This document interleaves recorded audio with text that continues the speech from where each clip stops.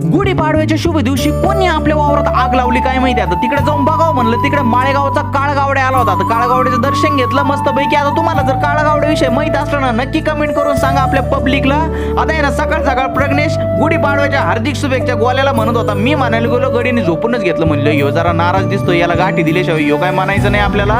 मस्त पैकी गुढी उभारली, काय दिसू राहिली मला कमेंट मध्ये नक्की सांगा. दीदीने मस्त पैकी पूजा केली, सगळे आपल्या आपल्या कामात व्यस्त होते. मम्मीने बी काय स्वयंपाक बनवला होता, भाऊ पुरणाची पोळी, आमटी, भात, कुरड्या, भजे, विषयच नाही करायचा. आता सगळ्याचं लक्ष इकडे होतं. तोवर गौरीने घेतला चहा सांग घुसले ना बाबा ते राजहंस याच्यात. तिकडे गेली, सगळं खाद्य खाऊन टाकलं ते राजहंस. म्हणलं गौरी तू एक धन्य आहे बाबा.